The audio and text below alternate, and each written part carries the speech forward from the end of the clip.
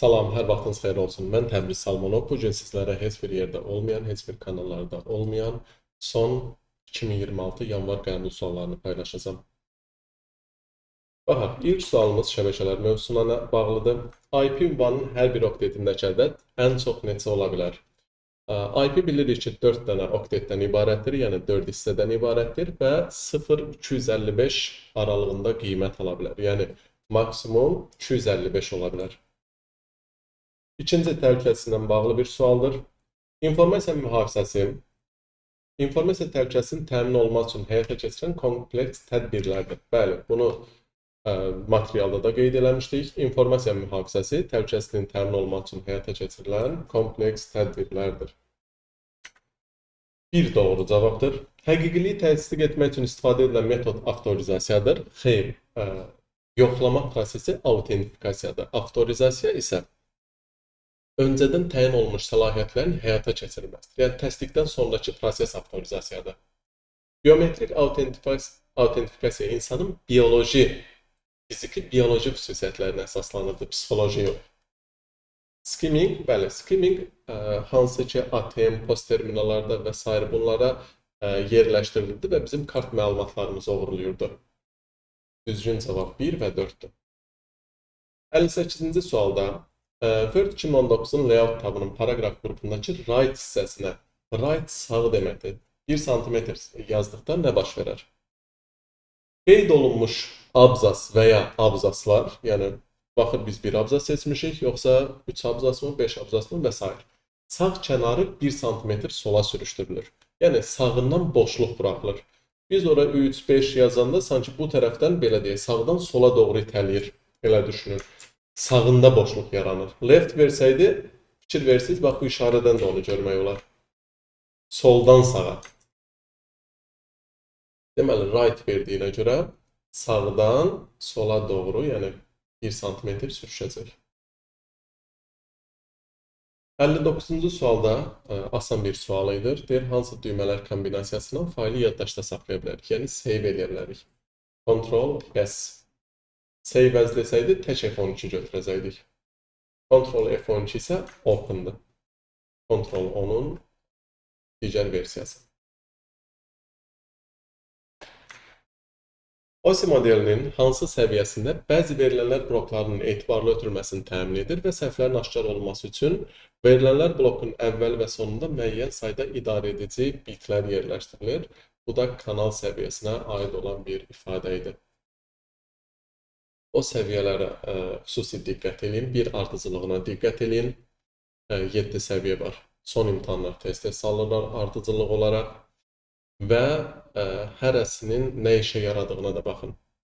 Çünki demək olar ki, bir neçə imtahanda bu OSI modelinə çox ilişirlər. Aşağıdakı ifadələrdən hansı düsturun düzgün yazılışıdır? Bunu bizə adi formada verib, deyir, bunu Excel'də düstur kimi yazsa, hansı düz olar? Vurma təbii ki, ulduzla göstəriləcək, bölmələr slash ilə göstəriləcək. İndi biz bura diqqətlə baxsaq, deməli, 15-i vurmalıyıq. Nəyə? Mötərizə olaraq bura vurmalıyıq. Amma burada məsələ nədir? Bura fikir verin, bölmələr heç bunlar cavab ola bilməz. Bunu bölmə kimi verib. Başlığı ümumi mötərizəyə almırlar heç vaxt. Bu hissəyə baxsaq, sonunu yadınızda qalsın. Bu kəsir hissəsini həmişə ümumi mötərizədə yazılır Excel'də bu yazılanda. Onda deməli, 15-i vururuq A8 plus C9-a, bölürük. Ümumi bir dənə mötərizə olmalıdır. 4 vurulsun. Sonra bu mötərizəyə. 3 vurulsun B5. Bunun da ortasında bir ulduz qoyuram. Bunun da ortasında bir ulduz olmalıdır. Çıx, 3 vurulsun D2. Yəni, bu formada əks olunur. Bunlarda ümumi olaraq mötərizəyə almayıb. Bunun başlığında ümumi mötərizə ilə başlayıb. Burada da yoxdur ümumi mötərizə. Kəsir kimi verilənlərin hamısında kəsir hissəsini böləndə o zaman nə etməliyik? O kəsir hissəsi, kəsir dediyim daha doğrusu məxrəci.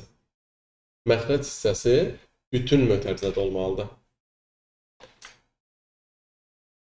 62. Mətndə verilmiş bütün imtahan sözlərinin qalın şriftlə və qırmızı rəngdə verilməsi üçün replace düyməsi icra etməmişdən əvvəl hansı əməliyyat yerinə yetirmək lazımdır? Bu replace pəncərəmizdir. Burada bir çox funksiyalar var. Mass case'dir, full words only və s. Sözləri bütün tapsın, register'ına görə tapsın və s. Amma bu dəfə daha fərqli salıb, soruşur ki, biz bunu qalın və qırmızı şriftlə yazmaq üçün biz onun formatını təyin eləməliyik. Formatdan font əmri, bunun alt əmrləri var, oradan font seçə bilərik. Nümunə kimi göstərə bilərəm. Hər hansısa bir yazıda Ctrl-H replace açıram, buradan əlavələri vururam. Format, font. Font şriftlədir. Şriftlə ümumiyyətlə işləyən bizim pəncərələrimiz hansı idi? Font dialoq pəncərəsi idi. Biz buradan rəngini, altdan çəkilən xəttin tipini və s. hər şeyi buradan təyin edə bilərik. Paragraf abzasla bağlı nəsə desəydi, formatın paragraf seçərdik. Ona görə cavabımız olacaq A variantı. 63-cü sual. Bir düsturun içində başqa düstur yazmışdılar. Gəlin buna baxaq. Product vurmadı, bunu bilirik. Amma biz product'a gələnə qədər hələ ki faktorial və power'dan istifadə eləməliyik. Faktorial D14. D14, 4 faktorial. 4 faktorialımız necə tapılırdı? 4 vur, 3 vur, 2 vur, 1 kimi. Bu da 24 edir. Buranı 24 tapdıq. Qüvvət C14, 3. 3 üstü 2, 9 eləyəcək. 24-dən 9 çıxıram, eləyir 15. Yəni biz bu mötərizənin cavabını 15 tapdıq. İndi product vur. B12-dən D12-yə qədər, B12-dən D12-yə qədər vur. Bir də vurarsan onu 15-ə. B12-dən D12-yə 5, 2, 1-in hasili eləyəcək 10. Onu da 15-ə vuranda 150 eləyəcək. Cavab C variantı. İnformasiyanın ötürülmə sxeminin ardıcıllığını təyin edin. Bunu ilk dərsin əvvəlində qeyd eləmişdik. Deməli, birinci həmişə mənbə olur. Mənbə kodlaşdırır məlumatı. Rabitə kanalına veririk. Qarşı tərəf kodunu açır, qəbul edir. Bunu dərsdə adətən necə hesablayıram? Ardıcılığı. Bax, düşünün, rayona bir şey göndəririk. Hər hansı bir telefon və s. gedirik poçta. Biz mənbəyik, biz göndəririk. Mən onu kodlaşdırıram. Poçdan eləyirik, qablaşdırırıq. Kağıza və s. qutuya qoyulur. Pakovkalanır. Veririk rabitə kanalına. Veririk poçta. Qarşıdakı, rayondakı adam nə eləyir?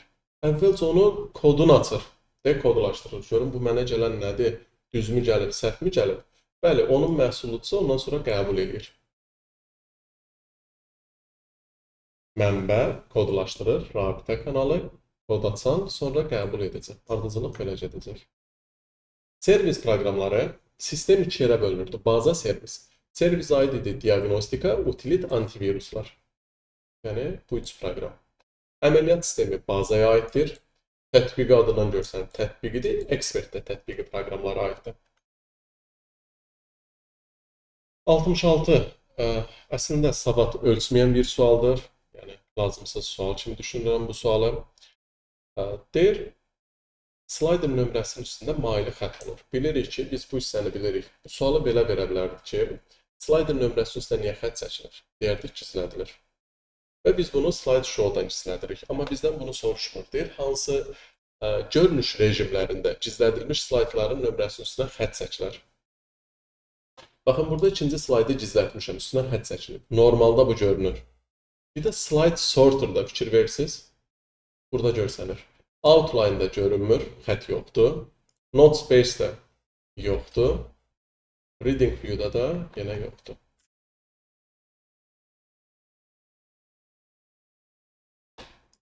Deməli, normalda və slide sorter-da görsədilir.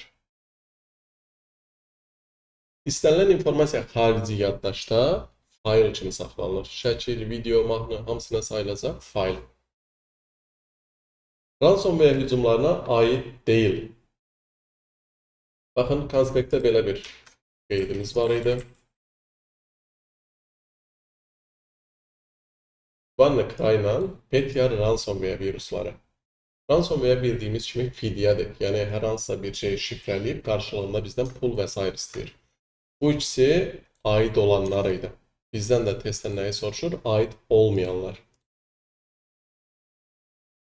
Deməli, bu ikisini çıxırıq.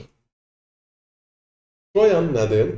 Trojan istifadəçinin xəbəri olmadan zərərli proqramları yükləyir. Spyware, keylogger və s. bu tipli zərərverici proqramlar yüklədir bizim kompüterimizə. Rootkit əməliyyat sisteminin sistem faylına sızaraq kompüter üzərində tam səlahiyyət həyata keçirir. Eavesdropping də başqasının xəbəri olmadan gizlicə izləmək proqramı. Yəni bu tip hücumlardır. İndi hansılar aid deyil deyirsə, 1, 2 və 5 aid deyil. Hansı vektor tipli fayldır? Təbii ki, bunun adına baxıb aldanmayacaq. Tipli dediyinə görə genişlənməyə baxırıq. PSD Photoshop'undur, rasterdır. AI Adobe Illustrator'dur, da CorelDRAW'un genişlənməsidir. Bu ikisi vektordur. Qalanlar raster qrafikasına aid idi. Və 70-ci sual. İş kitabında 3 vərəqi seçib oxla göstərilən əmr icra etdikdə nə baş verər? Oxla göstərilən əmr hide sheetdir. Yəni neyinə? Sheet, işçi vərəqlərimizi gizlət. Nümunə üçün baxsaq, baxın, 3 dənə işçi vərəq seçdim üçündən. Mən buradan hide sheet eləyirəm. Gördünüz, üçü də gizləndi. Ona görə deyəcəyik, seçilmiş iş vərəqləri gizlədilir. Yəni, hamısını gizlədir seçdiklərimizin. Bu son AC-nin qəbul sualları idi. İzləmədə qalın, digər suallar da paylaşılacaq.